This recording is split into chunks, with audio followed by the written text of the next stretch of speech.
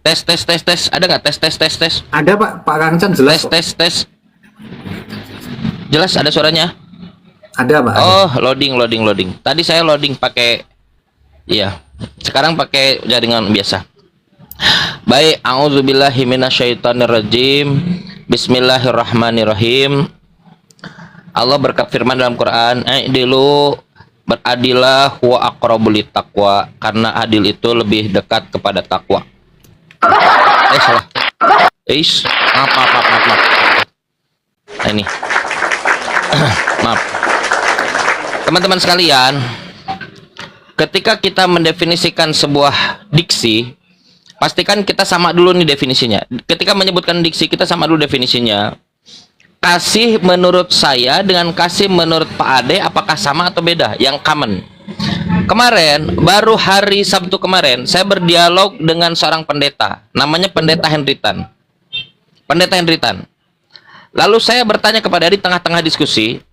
Kata beliau, saya bertanya kepada beliau, "Pak, apakah Tuhan Bapa itu mengajarkan kasih?" "Yes, Kang Chan, mengajarkan kasih." "Apakah Tuhan Bapa itu yang berfirman kepada Musa kepada?" "Yes, itu Tuhan saya, Kang Chan." "Lalu Tuhan Anda berkata di dalam 2 Samuel pasal 1 Samuel 15 kalau tidak salah, bantailah seluruh kaum Amalek." Ingat Pak, kisah kebangsa Amalek? Nah, bantailah, bunuhlah anak-anak yang menyusui, terus bayi-bayi, bahkan binatang ternak. Saya tanya Pak, dalam perspektif Kristen, suruh membunuh, membantai itu, apakah itu ajaran kasih atau bukan ajaran kasih? Bapak bisa lihat nanti, cek di YouTube-nya Ngaji Cerdas.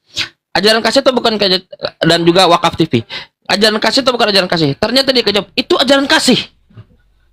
Jadi ketika kita melihat, mendengar sebuah diksi, kita harus sama dulu definisinya. Apa yang dimaksud ajaran kasih? Contoh dalam Islam ada kaidah, man lam yarham la yurham. Siapa yang tidak mengasihi, dia tidak akan siapa yang tidak mengasihi, dia tidak akan dikasihi. Siapa yang tidak menyayangi, dia tidak akan disayangi. Tapi yang terjadi di dalam Bible, ternyata Tuhannya menyuruh untuk membunuh. Saya heran, itu yang buat saya mengajukan topik ini. Kenapa di dalam Bible banyak ayat-ayat tentang pembunuhan, bunuhlah. Pedang di dalam Bible, banyak kezaliman, bahkan itu terucap dari mulut Yesus, "Aku datang bukan untuk membawa damai, aku datang bawa pedang." Tapi promosi gereja kenapa mempromosikan ajaran kasih? Itu yang buat kita bingung. Bagaimana bisa jemaat-jemaat itu tunduk patuh kepada promosi-promosi yang tidak sesuai dengan Bible? Ternyata jawabannya secara jujur disampaikan oleh Pak Pendeta Henritan. Bagi kami, kalau itu dia harus membunuh bayi, membunuh anak-anak yang menyusui, bahkan binatang yang tidak berdosa sekalipun, jika itu perintah Tuhan, itu ajaran kasih. Jadi teman-teman sekalian, ajaran kasih menurut flyer-flyer Kristen harus kita definisikan dulu bersama-sama. Apakah dengan mengatakan bawalah seteruku yang tidak suka aku menjadi rajanya, bawalah ke hadapanku, bunuhlah dia di depan mataku, apakah itu ajaran kasih atau ajaran tidak kasih? Kejam misalnya. Aku datang bukan untuk membawa damai, aku datang membawa pedang. Bahkan saya kira dulu pedang yang dimaksud adalah pedang fisik, tajam, logam. Ternyata memisahkan anak perempuan dari ibunya, anak dari bapaknya, seisi rumah adalah keluarganya. Apakah itu ajaran kasih? Makanya kita harus kalibrasi lagi nih. Ajaran kasih menurut gereja bagaimana? Dan saya hari ini dipertontonkan oleh orang-orang Kristen. Iya, bisa jadi kita mendalil itu oknum. Teman-teman mendalil itu oknum. Kaburlah mereka ke luar. Di sana mereka melakukan penghujatan. Saya kira Pak Ade tidak ada frekuensi itu. Melakukan penghujatan.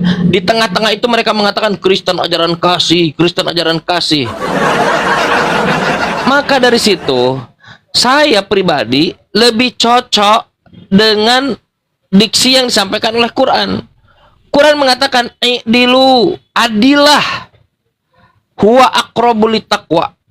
Karena adil itu lebih dekat kepada takwa. Takwa itu rasa rindu kita ingin menjalankan perintah Tuhan dan menjauhi larangan Tuhan.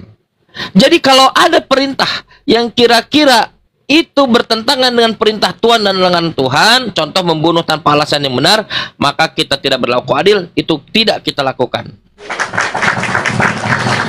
Kalau ada berbeda kita dengan Pak Pendeta, kalau Pak Pendeta katakan bahwa yang begitulah kasih, kita enggak. Baik.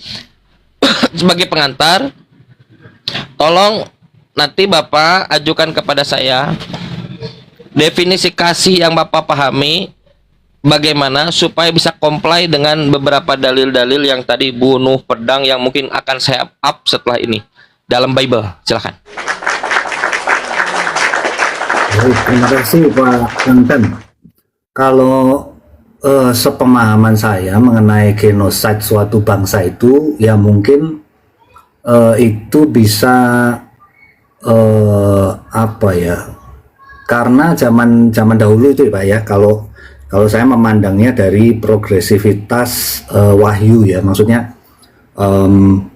kalau bangsa Israel itu dinyatakan bahwa keselamatan itu kan dari bangsa Israel ya. Jadi apabila ada bangsa-bangsa lain yang sekiranya ingin memusnahkan bangsa Israel, Pak. Jadi pilihannya mungkin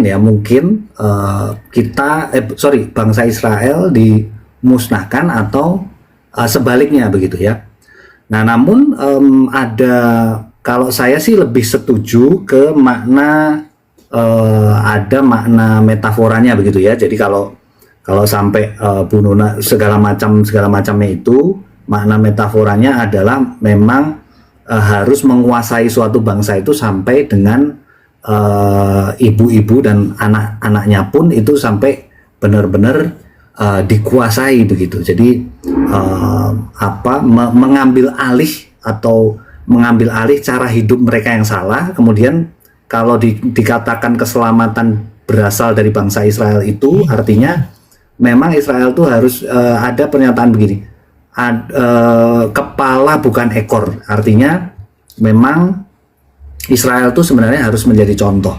Nah, kalau itu saya mengartikan itu secara bukan secara metafora ya, memang itu agak berat. Tapi saya lebih condong mengartikan itu secara metafora, yaitu memang bangsa Israel tuh memang harus menjadi kepala bukan ekor bagi bangsa lain. Nah, karena ada juga menyatakan bahwa bangsa Israel itu kepala itu adalah pemuka-pemuka atau nabi-nabi yang benar gitu ya, yang menuntun banyak orang kepada kebenaran. Kalau ekor itu adalah nabi-nabi palsu yang menuntun orang kepada kesesatan. Nah, kalau saya sekali lagi cenderungnya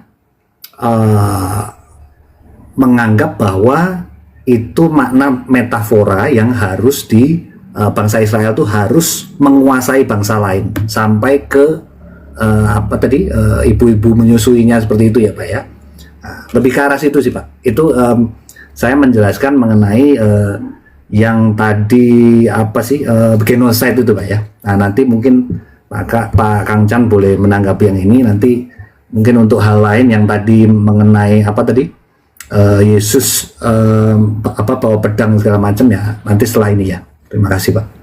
Oke, bagaimana kalau ketika Bapak mengatakan metafora, Bapak sudah tahu ayatnya dan tahu konteksnya? Iya. Di mana itu Pak? Yang genocide Amalek itu Pak ya? Ya. Tahu Bapak ceritanya bagaimana di sana? Ya, disuruh menghabisi suatu bangsa memang. Kenapa? Karena mereka perilakunya jahat Pak. Oke, kita belajar sekarang. Ya. Begini Pak. Oke, tapi nanti itu. Saya sebenarnya ingin mempertanyakan untuk seorang magister, tapi jadi personal ya. Untuk magister teologi saya kira harusnya sudah selesai begini ya. Seharusnya saya tidak tahu ya. Kita buka Pak 1 Samuel 15 Pak. Koreksi saya nanti kalau salah. Jadi Tuhan itu berfirman kepada Bani Israel ya. Atau saya bacakan. Berkatalah Samuel kepada Saul. Dari sini Bapak menganggapnya metaforikal atau bukan metaforikal? Yang mana ya? Sebentar Pak ya. Saya dari nomor 1 dulu. Karena ini nomor 3 dekat. Dari nomor 3 dan sampai nomor 8 itu sangat dekat nanti. Untuk menunjukkan ini metaforikal atau bukan metaforikal. Saya khawatir Bapak menyebut metaforikal itu bukan pendekatan akademis, tetapi lari dari kenyataan gitu. Kita lihat dulu Pak. Ada 1 Samuel 15. Sudah dapat? Bentar ya, ini kok Oke. internetnya nggak bisa dibuka.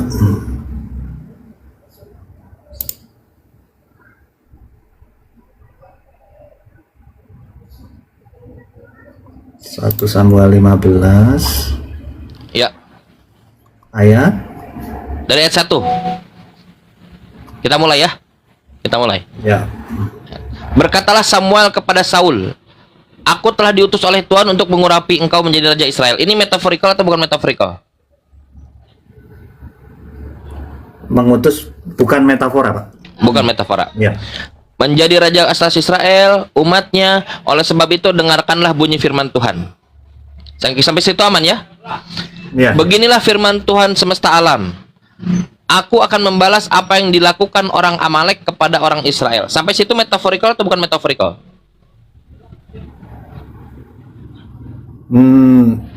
Belum tahu? Benar, Pak. Nggak apa-apa. Benar. Bukan ya, literal ya? Ya. Oke, bagus. Karena orang Amalek menghalangi mereka ketika orang Israel pergi dari Mesir. Waalaikumsalam, Sadio. Waalaikumsalam warahmatullahi wabarakatuh. Tandem saya, Pak, kenalkan Ustadz Dio. Tandem saya, Pak. Kata pendeta kalau ada Kang Chan sama Ustadz Dio repot kita, katanya begitu. tapi Pak Aden orang baik dia. Pak, karena orang Amalek menghalangi mereka, Bani Israel maksudnya, ketika orang Israel pergi dari Mesir. Karena menghalangi. Literal atau metaforikal?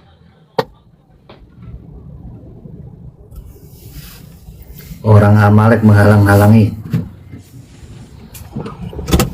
Tuhan berkata, aku akan membalas apa yang dilakukan orang Amalek.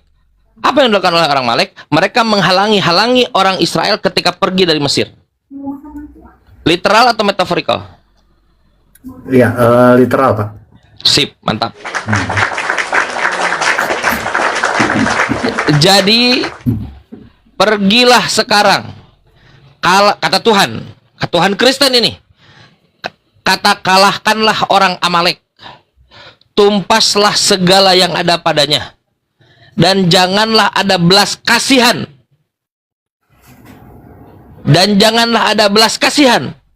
Kepadanya. Bunuhlah semuanya. Laki-laki maupun perempuan. Anak-anak maupun anak-anak yang menyusu. Lembu ataupun domba. Unta ataupun keledai. Metaforikal atau literal? Ya, literal juga bisa sih, Pak. Enggak. Anda ingin dua-duanya? Metaforikal iya, literal iya gitu? Kalau saya kalau saya memandang hal ini itu ini, Pak, ya memang ada pernah saya dengar perdebatan yang terjadi bahwa ini YHWH itu berbeda dengan apa yang diperintahkan oleh Yesus gitu, Pak, ya. Bukan. Pak, bukan, perintah Tuhan itu bunuhlah semuanya itu metaforikal atau literal?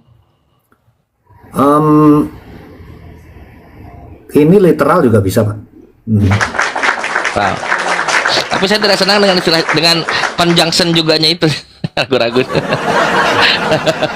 Tapi nggak apa-apa lah. Oke ya, literal. Bunuhlah semuanya, laki-laki maupun perempuan, anak-anak tidak bersalah setahu saya, maupun anak-anak yang menyusu. Anak-anak menyusu tidak pernah mencegat orang Israel pergi dari Mesir. Anak-anak menyusu, apa yang bisa mereka lakukan? Mau lembu maupun domba. Lembu. Bagaimana lembu bisa menghalangi orang Israel? Nggak punya kehendak intelektualitas. Unta ataupun keledai. Lalu Saul memanggil rakyat berkumpul dan mereka memeriksa barisan mereka di Telaim. Ada 200.000 orang pasukan berjalan kaki, 10.000 orang Yehuda. Setelah Saul sampai ke kota orang Amalek, masuk, disuruhnyalah orang-orang menghadang di lembah. Dengan follow up dari Saul itu, Pak, saya ulang pertanyaan tadi. Bunuhlah, jangan ada belas kasihan, metaforikal atau literal? Sekarang tidak ada kata juga. Metaforikal atau literal? Pilihan.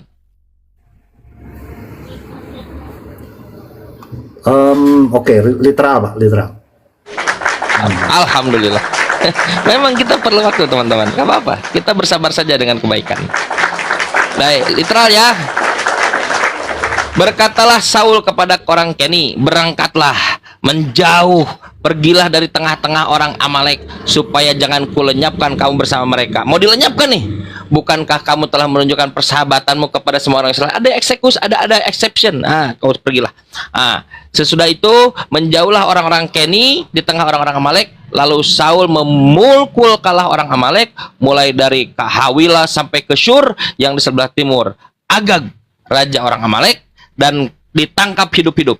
Tetapi segenap rakyatnya ditumpas dengan mata pedang. Saya tanya Pak, segenap rakyatnya ditumpas dengan mata pedang, perintah dari Tuhan itu literal atau metaforikal? Literal. Bagus. Sekarang pertanyaannya Pak, kalau itu literal bukan metaforikal, saya bertanya Pak, ini Tuhan siapa yang menyuruh membunuh anak-anak menyusui dan anak-anak yang tidak bersalah ini?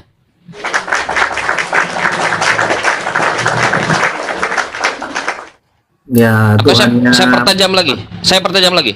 Apakah ini Tuhannya Kristen yang menyuruh untuk membunuh anak-anak dan menyusui, anak-anak menyusui dan orang-orang yang tidak berdosa ini? Silakan. Iya, karena itu tertulis di Bible yang iya betul Pak. Ini ajaran kasih atau ajaran kejam?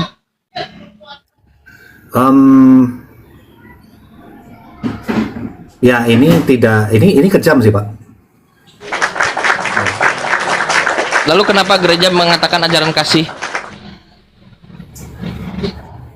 Kenapa gereja gimana Pak? Lalu Bapak tadi di pembukaan, kenapa Bapak mempromosikan bahwa Kristen ini ajaran kasih? Oh iya, ya, ya seperti yang saya tadi sudah ini ya katakan bahwa ada progresivitas Pak. Jadi ketika ada progresivitas, apa yang terjadi di zaman itu, misalkan zaman itu banyak terjadi peperangan segala macam, ya perlu adanya perintah atau hukum seperti itu atau bagaimana gitu ya di zaman itu, hanya di zaman itu, dan progresivitasnya ada sampai sekarang, peraturan dibuat seperti ini, peraturan disempurnakan. Nah kemudian sampai kalau Bapak bertanya Kristen itu kan ya artinya saya melihat dari ajaran Yesus saja Pak gitu. Kalau Yesus mengajarkan untuk mengasihi, ya saya mengikuti saja begitu. Jadi ini bukan firman Yesus. Bukan firman Yesus. Firman siapa ini? Ya Yesus. Firman Yesus, Tuhan. Ya Yesus tidak mengajarkan untuk membunuh sih Pak. Bukan. Beginilah firman Tuhan. Nah, di sini apakah Yesus atau bukan Yesus? Bukan. Tuhan yang mana ini? Ya Tuhannya orang Israel mungkin ya.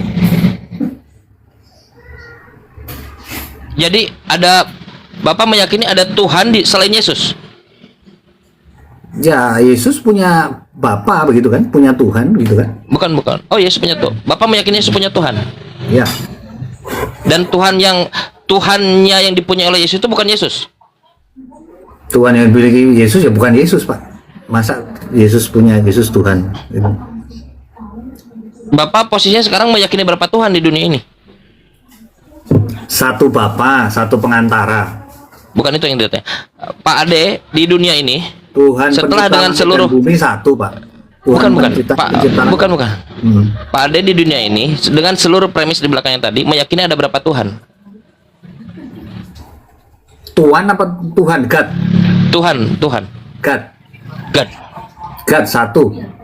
Siapa? Yesus. Ya bapaknya Yesus. Bukan Yesus. Bukan. Jadi Yesus bukan Tuhan. Kurios dia, Tuhan. Bukan Tuhan yang saya tanya, Tuhan yang maha kuasa. Nah, bukan. Sebentar.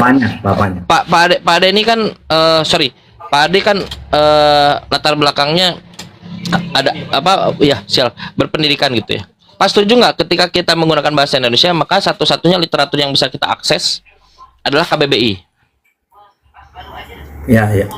Betul nggak Pak? Bukan KBBC misalnya, kalau sebesar bahasa Cina misalnya. Nggak ada ya KBBI ya. Ya, Di KBBI dikatakan Tuhan itu yang maha kuasa. ya, satu Bapa itu, Bapa. Jadi berdasarkan KBBI, Hmm. yang Tuhan Yesus atau Bapaknya Bapa. Yesus? Bapaknya Yesus. Bagus, Bapaknya Yesus. Tuhannya Kristen, Yesus atau bukan Yesus? Tuannya atau God? Tuhan, saya nggak jelas ya. Tuhan, Oh, Tuhan. Tuhan. Bapaknya Yesus sama. Dan pertanyaan bukan itu. Bapaknya Tuhannya Yesus. Kristen, pakai H ada ya. Pakai H besar. Tuhannya Kristen itu Yesus atau bukan Yesus? Menurut Bapak yang Bapaknya dari Yesus. SRT. Bapaknya. No, Yesus. bukan itu, bukan. Tuhannya Kristen. Fokus ya. Saya gini. Ya, Bapaknya Ya, Yesus. fokus, Pak. Bapaknya Yesus. Bukan. Kalau saya katanya begini, yang di samping saya ini Ustadio atau bukan Ustadio? Bukan Ustadio. Siapa? Pak Ade. Nah, pertanyaan saya, Tuhannya Kristen, Yesus atau bukan Yesus? Kita ulang. Begini Pak, saya jawabnya Tuhannya, Iya, sebentar. Gini, saya jawabnya gini, hanya ada satu kalau dikatakan di Bible tuh masih memakai kata Allah ya gitu. Hanya ada satu Allah yaitu Bapa. Hanya ada satu Tuhan yaitu Yesus. Udah itu aja Pak. Ya, tapi saya nggak nanya itu. Saya tahu itu. Saya tahu betul. Yang saya tanya bukan itu. Yang saya tanya adalah di samping saya Ustadio atau bukan Ustadio? Bukan Ustadio. Lalu siapa? Mr. Adesto. Jawaban saya Bagus. Nah, sekarang pertanyaan bapaknya Yesus. Gitu aja, Pak. Bukan. Saya ngerti Pertanyaan arahnya, saya. Bapak. Saya nggak nanya Bapak, itu. Saya ngerti. Tapi saya tidak Jawabannya nanya itu itu. harus bukan dan Yes. Yesus atau bukan Yesus. Jawaban saya Yes. Bapaknya Yesus. Udah langsung Bukan itu. spesifik. Jawab dulu pertanyaan saya. Tuhannya Kristen, Yesus atau bukan Yesus? Bapaknya Yesus. Saya belum nanya itu. Kalau saya tanya siapa baru. Nah, saya jawabnya Bapaknya Yesus ya. Sebentar. Sebentar Pak. Ya. Alasan Bapak bersikap Enggak, begitu. enggak. Udah jelas lah. Alasan Bapaknya Yesus. Udah langsung. Wait, sebentar. Iya, sebentar. Bukan to the point. Kalau to the point harusnya jawabannya saya dong. To the point. Saya ulang. Bapak yang to the point, kita ulang teman-teman. Kita selesaikan satu-satu. Begini cara berdialog jalan itu. Pak Ade, sebagai Kristen yang terdidik dengan pendidikan yang pantas, Ya. menurut Kristen, Tuhannya Kristen itu Yesus, pakai H ya. Tuhannya Kristen itu Yesus atau bukan Yesus? Yesus itu kurios bukan teos gitu Pak. Baik, bagus. Makasih dapurnya. Sekarang suguhkan kepada saya jawabannya. Pak Ade, menurut Kristen, Tuhannya Kristen Yesus atau bukan Yesus?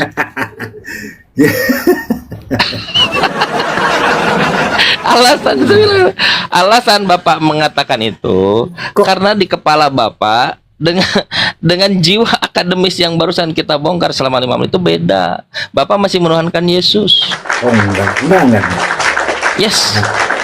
Baik, Enggak, kalau gitu kita saya lakukan bilang kita enggak. lakukan ulang. Kita lakukan ulang. Kalau gitu kita sederhana loh teman-teman. Harusnya selesai dalam 1 detik. Saya tuh gini Pak. Mister- Saya tuh monoteism aja. Monoteism. Iya nggak apa-apa. God itu Makanya God, apa? only one God, yaitu apa-apa. Bapa, ya. Satu Tuhan, yaitu Yesus. Satu pengantara, yaitu Yesus. Ya, saya nggak Iya, nggak apa-apa. tambah-tambahin. Pak. Saya tahu Pak. Saya dialog dengan banyak sekte Kristen itu udah banyak. Makanya apa namanya? Tolong dijawab. Apalagi saya monoteisme harusnya mudah menjawab kan? Pak Ade Stone yang saya hormati. Beliau orang Bandung, Simpel, bro. Pak. Beliau orang Bandung Muter-muter nih. aja di situ loh. Enggak muter. Saya sedang menegakkan tongkat. No. Saya sedang menegakkan konsep. Jawaban saya loh. Bapak udah tahu jawaban saya. Belum. Kami ini dididik untuk menghukumi apa yang zohir-zohir aja, Pak. Bapak sampaikan, aku hukumi itu. Oke, kita ulang. Pak Adeston, berat Pak. Bapak mau Bapak mau jawab pertanyaan saya atau tidak? Kalau enggak, apa? Kita lanjutkan. Lanjut aja Pak, saya udah cukup Oke, menjawab siap. itu, ya. Beliau Pak, saya tidak tanya siapa, oke? Saya tidak tanya Tuhannya Yesus. Yang saya tanya, Pak, Bapak hidungnya udah mulai agak berkembang nih. Menurut Kristen, Tuhannya Kristen, Yesus atau bukan Yesus? Lo katanya tadi lanjut nih. Berarti Bapak nggak mau itu. Oke, nggak apa-apa teman-teman. Ya, Nilai sendiri ini ya. Pak, gini loh, maksudnya gini. Nilai sendiri ya. Tadi pernyataan saya itu sudah jelas. Nah, Belum. kalau ini tuh kalau saya lebih lanjut seperti itu ya, nanti saya nggak berdiskusi dengan Bapak kurang enak atau bagaimana begitu loh, gitu. Kenapa? Kenapa? Saya kasih kesempatan Bapak kalau mau jawab nggak apa-apa. Iya, loh jawaban saya seperti itu Pak, gitu. Maksudnya kan udah jelas jawabannya itu Pak, Tuhan itu cuma satu, Bapa. Oke.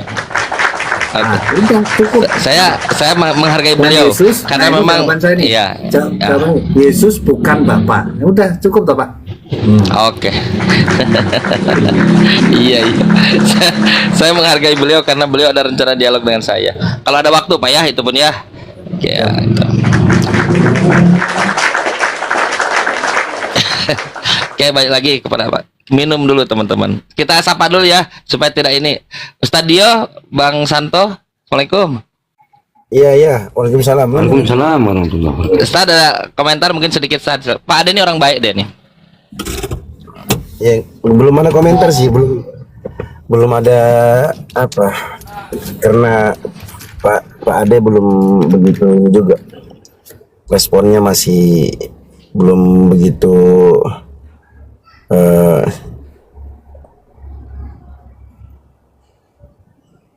nunggu ya. Ya, nunggu 10 detik. Ya intinya responnya Bang Ade belum begitu inilah, belum begitu Definitif ya. menarik dan belum begitu merangsang semangat kita untuk lanjut berdiskusi.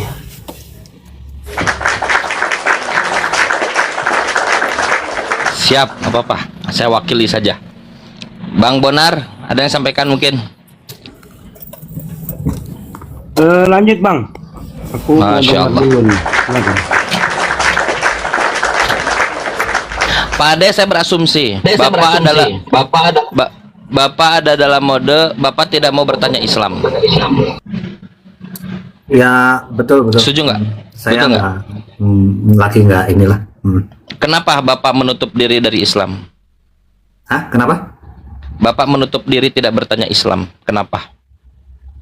Oh, Tentang kalau Islam. saya sih, kalau saya belajar sendiri Pak, maksudnya mengenai Nabi Muhammad, tentang Islam segala macam, saya memang belajar gitu. Ada kontradiksi atau kontroversi yang terjadi di dalamnya, saya pelajari sendiri. Tapi saya tuh orangnya pada intinya cuman satu Pak, yang saya bisa memenuhi standar kesucian atau standar kekudusan dari Bapa yang diwajibkan kepada manusia, standar moral itu kalau saya mengikuti Yesus Kristus. Saya merasa ya, setelah saya pelajari, mohon maaf ya kalau dari Islam. mungkin dari Bapak begitu ya, Islam. saya tidak saya tidak ke situ ya, maksudnya kata-kata saya yang tadi itu. Nah, Apa saya- contoh kasih contoh yang bisa mendapat kontras. Kan gini ya, kalau Bapak menganggap Kang Chan Islam ini teroris, Kang Chan Islam ini kejam, nggak apa-apa. Apa dengan pertanyaan itu dibungkus dengan pertanyaan nggak apa-apa, supaya kita bisa. Saya berharap begini Pak, ada fenomena yang buruk sebetulnya. Mungkin Bapak juga termasuk sarjana-sarjana yang didesain untuk itu. Di stoplah untuk melihat cahaya Islam dengan membuat banyak framing dan banyak poin. Nggak usah ditanya lagi Islam. Kita cukup dengan Yesus, kita cukup dengan Kristen. Nah, Kalau mengenai Islam, saya banyak bertanya di roomnya Bu Unirifa. Saya selalu saya tanya gitu. Maksudnya beberapa hal kontroversi, misalkan ya Contoh. seperti yang pernah saya ini Nah, nyatakan bahwa misalkan Nabi Muhammad membelah bulan gitu kan. Nah, Ya. saya justru kemudian Nabi Muhammad menikahi anak di bawah umur, dan itu di Ya. room saya juga berdiskusi Pak. Yang apa yang Bapak Muslim- pahami dari situ apa? Ya, yang orang Kita Muslim ambil 2 poin menyatakan dulu. ada hadis yang menyatakan bahwa Aisyah itu sudah berumur 17 pada waktu itu. Oh, saya menyatakan, oh malah bagus itu. Itu kalau sudah Wait. ada hadis yang seperti itu, Aisyahnya ternyata umur 17 gitu. Oh bagus itu, saya bilang gitu. Gitu. No. Contoh-contoh, ketika isu Nabi Muhammad membelah bulan, Ya. Bapak percaya atau tidak percaya? Yang menghasilkan Bapak percaya kepada Nabi Muhammad atau Bapak kontrak kepada Nabi Muhammad? Saya lebih percaya itu adalah metafora. Kenapa? Kenapa bukan literal? Karena ya harus dibuktikan, Pak. Begitu. Maksudnya dibuktikan dan tujuannya apa begitu ya. Pembuktian standar pembuktian apa yang masuk ke dalam benak Bapak? Harus seperti apa standar pembuktiannya? Misalkan kalau bulan yang mana yang terbelah, Pak? Posisinya Bulan ini yang sedang bulan kita yang lihat. ini nah, Bulan yang sama. kalau terbelah, nah apakah bentuknya jadi berubah atau bagaimana, kan harus dibuktikan ya, Pak ya. Oh, jadi Bapak ingin melihat dari dampaknya. Iya, Dampak dampaknya form peristiwa itu bentuk bulan benar-benar- itu. apakah peristiwa itu benar-benar ada? Kalau saya tidak meyakini itu, makanya saya Bukan. berkeyakinan, saya sampai mencari sendiri, maksudnya apakah itu ada makna metaforanya, saya cari begitu. Ternyata mungkin ada ya, saya pernah baca ada makna Bukan. metaforanya. Bukan metafora. Jadi metafora bukan opsi lagi, literal, asli. Nah, sekarang apa yang membuat Bapak tidak meyakini bahwa itu adalah kenyataan yang sebenarnya asli, literal, bukan metaforikal? Apa? Pembuktian masih apa ada. yang Iya, kan tidak hancur. Disakatan terbelah dan tidak hancur. Bapak tahu ceritanya bahwa terbelah terus nyambung lagi gitu. Tahu? Oh, habis dibelah nyambung lagi ya? Nyambung lagi. Iya. Hmm, Oke, Bapak oke. Bapak percaya Bible? Seluruh Bible Bapak percaya? iya. Bapak tahu Joshua itu menghentikan matahari dan bulan? Iya. Percaya? Ya, Joshua menghentikan sih, Pak. matahari dan bulan. Percaya. Apa buktinya?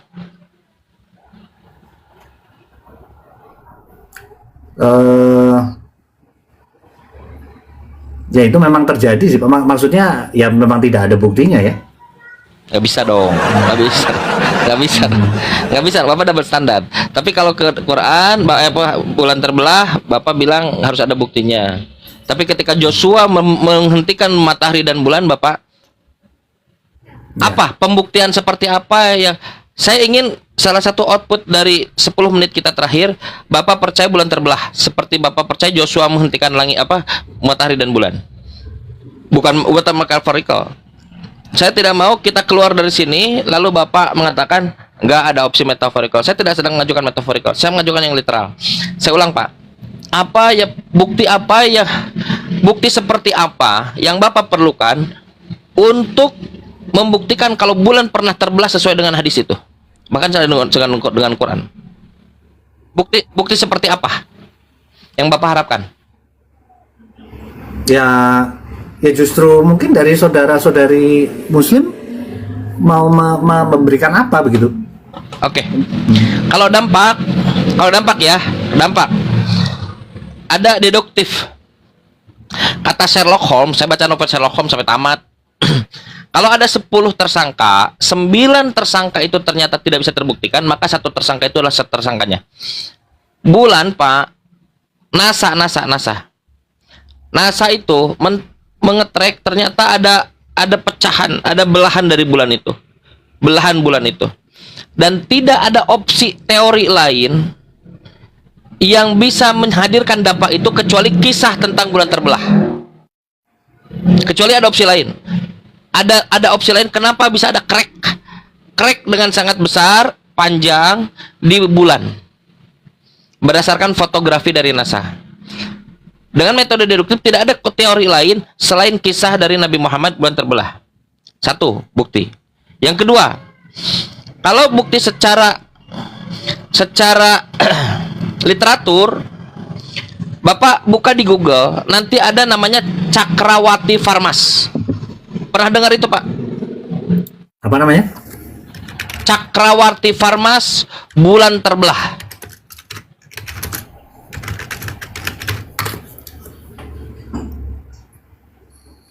Ada. Biasanya suka buat ada summary atau ringkasan AI gitu. Coba dibacakan. Apa katanya, Pak? Apa katanya itu?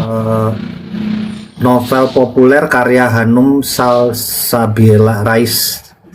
Bukan novel. Oh, novel. Beda cerita. Cakrawarti Farmas, Raja Cakrawati. India itu. Cakrawarti Farmas, Raja India, bulan terbelah. Gitu aja keywordnya. Raja Cakrawati India, Cakrawarti Farmas ya. digabung. Bulan digabung. Cakrawati Farmas.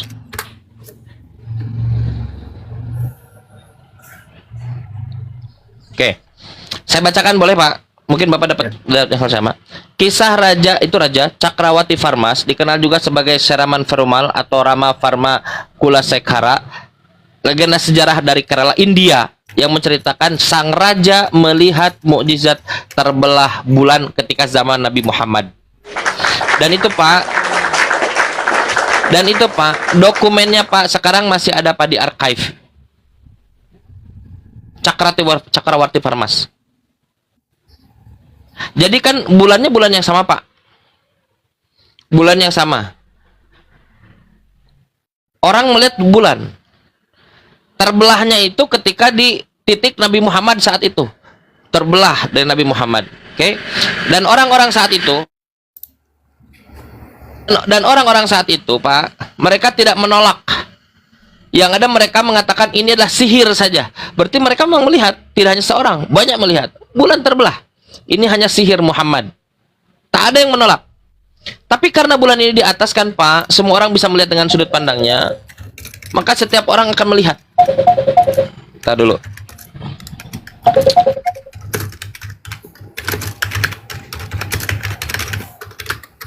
Maaf, ada telepon. Semua orang melihat. Termasuk raja ini, Raja Cakrawati Farmas. Yang membedakan antara raja ini dengan orang-orang yang lain adalah raja ini mendokumentasikan penglihatannya. Dan di dalam sebuah literatur, dalam sebuah tulisan, dan tulisannya itu masih kita baca hingga sekarang. Kira-kira, Pak, berikan kepada saya opsi lain. Apakah Raja Cakrawarti Farmas ini yang salah plus Nabi Muhammad dengan adanya dua kesaksian itu tuh? Ataukah kita benarkan apa yang terjadi saat itu? Nabi Muhammad membelah bulan dan saksinya adalah Raja Cakrawati Farmas dan terdokumentasikan hingga kita lihat hari ini. Kira-kira mana pilihan itu yang masuk akal buat Pak Ade? Apakah mereka berdua berbohong?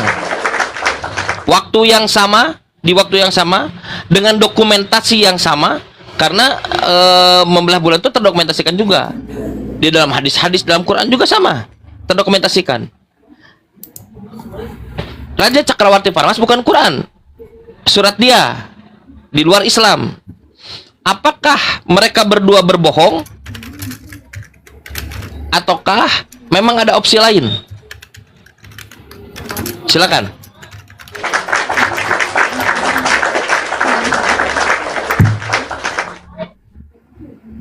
Saya nggak mau metaphorical tuh jadi jalan keluar ya. Literal.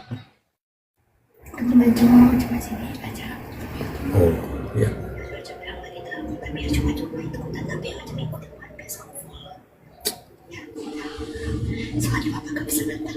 Bisa. Ya,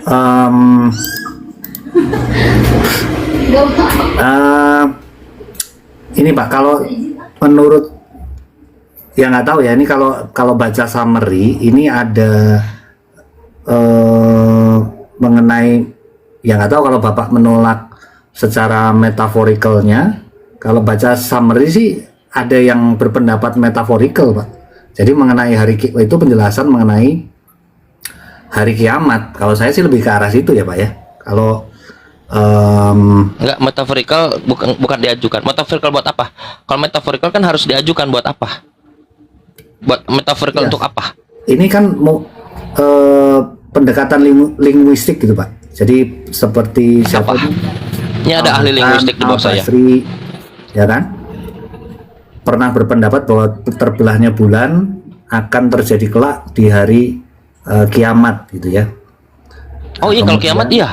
Kiamat itu semua hancur Pak. Bulan, matahari semuanya. Bintang-bintang semuanya, iya nggak ada masalah itu. Ini bukan yang terjadi saat itu. Bulannya sudah terbelah. Bahkan sudah ada respon dari orang-orang musyrikin sana, ini adalah sihir. Orang-orang musyrikin zaman dulu, bukan eskatologi yang akan datang, bukan.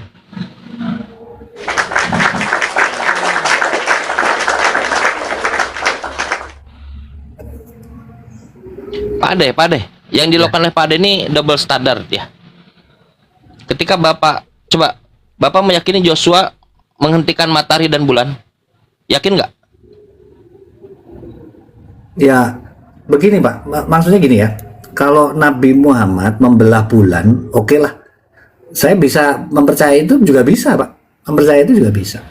Kalau Nabi Muhammad Jadi membelah bulan, Kalau Bapak bilang saya double standard ya, enggak, itu kalau saya gitu, orang Muslim waktu ada perdebatan dengan saya juga, waktu itu di room saya, mereka debat dengan Kristen yang lain begitu ya.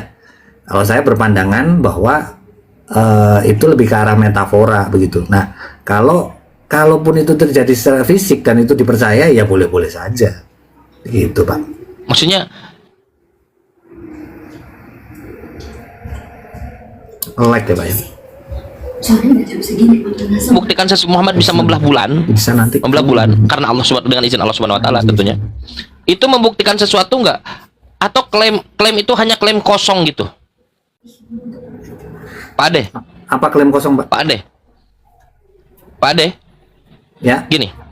Ketika Bapak meyakini bahwa itu adalah literal, Nabi Muhammad itu membelah bulan karena izin Allah, apakah kisah itu yang Bapak yakini sekarang itu kisah kosong tanpa makna, atau memang kisah kosong yang kisah yang memiliki makna, yang seharusnya memberikan kita nilai sesuatu yang bisa merubah keimanan kita bahkan? Ya, Atau Bapak maknanya tidak apa apa-apa, itu? biasa aja. Maknanya apa itu? Bahwa dia adalah utusan Allah. Oh, oke. Ya, ya. Ya, itu kita membicarakan ini satu dari beberapa hal begitu ya, Pak ya. Itu yang Yes, betul. maksudnya Bapak kan tadi nanya, wah ini Pak Adi kenapa tidak membuka untuk apa cahaya apalah tadi istilahnya ya. Nah, itu satu dari beberapa hal. Nah, kita ngobrol seperti ini kan Pak Kang Chan bisa menjelaskan itu adalah hal yang baik kan. Gitu. No, bukan itu. Bukan baik. Ketika Bapak dengan saya contoh, dalam satu frekuensi bahwa itu adalah makna yang sebenarnya, Nabi Muhammad bulan terbelah saat itu, bukan masa depan. Bulan terbelah disaksikan oleh orang-orang musyrikin, disaksikan oleh Raja India Cakrawati Farmas, didokumentasikan oleh dia dan didokumentasikan oleh orang-orang Islam juga. Membuktikan bahwa itu memang terjadi benar, bulan terbelah, dan tidak ada satupun makhluk manusia saat itu yang tidak mungkin membelah bulan selain ada kekuatan yang ilahi. Menurut Bapak kisah itu, pembuktian mukjizat itu adalah pembuktian yang kisah yang kosong. Oh ya, aku dengar itu, oke, setelah itu bye-bye, balik lagi aku ke gereja, maksudnya gitu, atau dengan adanya kisah itu Pak yang sudah saya buktikan tadi, kisah itu memberikan sebuah makna. Bagi Bapak mana yang menurut Bapak yang paling masuk akal? Ya, ada maknanya, Pak. Itu. Apa kira-kira maknanya? Sesuai dengan proposal saya tadi, bahwa itu Ya, adalah untuk sama, menunjukkan Nabi Muhammad. seluruh nabi itu bermujizat, itu tujuannya adalah membuktikan bahwa dia berasal dari Tuhan, begitu kan? Betul. Ya. Dan kenapa Bapak masih Kristen kalau gitu? Maksudnya? Kalau Nabi Muhammad sudah terbuktikan dia Nabi dari Tuhan dan dia bukan Kristen, kenapa Bapak masih Kristen? Harusnya kan mengikuti Nabi dari Tuhan. Iya, saya tidak mau mengikuti Nabi Muhammad begitu. Karena? Nah, karena banyak hal yang itu kan, ya saya tidak menanyakan hal itu sih Pak. Itu kan pastinya banyak. Itu tadi mengenai apa yang Berarti ada hal lain. lakukan, begitu kan? Ada hal lain. Ya, Ada hal lain. ada informasi yang Bapak terima perihal Nabi Muhammad yang membuat Bapak belum bisa menerima Nabi Muhammad, begitu? Betul, betul. Dan itu beberapa hal. Iya, betul, betul. Bahkan mungkin banyak. Ya, saya tidak sebut banyak lah. Ya, Oke. beberapa hal gitu. Oke, beberapa hal itu pernah nggak Bapak konfirmasi ke ahlinya, ke orang Islam, ke ulama misalnya? Pernah nggak ada proses semacam itu? Ya, ya misalnya begini Pak, saya sih tidak mengenai misalkan Nabi Anda menikah dengan berusia 6 tahun, Ya. ya kan? Ya. Bapak mau menjelaskan bagaimana itu? Oke. Kayaknya sinyal Bapak ini deh Pak. Sinyal Bapak nge-lag. Lag atau dia ya yang lag ya? Saya yang lag atau dia? Saya yang lag ya? Siapa yang lag? Sinyal Bapak enggak kayaknya. lo. Enggak nge-lag, dua-dua enggak nge-lag. Kang Chan nge-lag tuh, lag Kang katanya. Oh, berarti Pak Kang Chen. Saya enggak lo. Kang Chan nge-lag ya dah. Oke, gini aja Pak Ade, kita lanjutkan dialog kita ya. Siap. Di sini maghrib mungkin kita kasih pandangan kepada Ustadz Dio Daban Bonar. Ada topik satu, mungkin bisa diselesaikan lebih singkat perihal Nabi Muhammad menikahi Siti Aisyah. Mohon maaf Pak, ini saya harus nganter anak saya nih latihan, mungkin apa? Oke, siap. Ini Bapak Malam aja. Malam aja malam. atau bebas Bapak santainya aja. Kita mah di sinilah, nggak kemana-mana. Saya kalau di ini sama Bu Indah tuh nanti malam bisa nggak? Kayaknya masih di luar. Saya bilang sekarang lagi kosong gitu. Oke. Ya. Tadi saya langsung Oh naik. siap. Oke siap, nggak apa-apa, siap. Gitu Bang. Mohon Baik. maaf nih bukan ini. Siap, aman. Oke, teman-teman, saya di sini juga sebelum maghrib bisa dia. Teman-teman, minimum apa yang disampaikan oleh Pak Adeston, beliau berkata jujur bahwa lihatlah urgensinya kenapa kita harus hadir di sini. Pak Adeston Kristen, beliau masih menolak Nabi Muhammad, belum menerima Nabi Muhammad karena banyak informasi-informasi yang datang kepada beliau perihal Nabi Muhammad, dan informasi itu yang membuat beliau belum menerima Nabi Muhammad. Dan saya sangat yakin sekali informasi yang diberikan kepada beliau ini informasi yang salah menurut saya, karena beliau belum mengkonfirmasi kepada orang Islam. Saya kira forum ini bisa digunakan untuk itu. Teman-teman Kristen juga yang lain boleh bersikap hal yang sama. Ini adalah teladan yang baik daripada Aston dalam konteks dialog. Teman-teman boleh. Justru keadaan kami itu Pak, ingin meluruskan misinformasi terkait Nabi Muhammad. Saya seperti nggak rela ya, nggak ridho ya. Bagaimana mungkin orang-orang Eropa, di Amerika, di Barat sana, mereka berbondong-bondong masuk Islam karena melihat pribadi Nabi Muhammad, tetapi tetangga saya di sini malah diberikan informasi yang buruk terkait Nabi Muhammad. Berat gitu, berat. Di luar orang-orang memuliakan Nabi Muhammad di Eropa secara statistik Islam itu significantly memuliakan Nabi Muhammad, tapi tetangga saya mendapatkan misinformasi terkait Nabi Muhammad.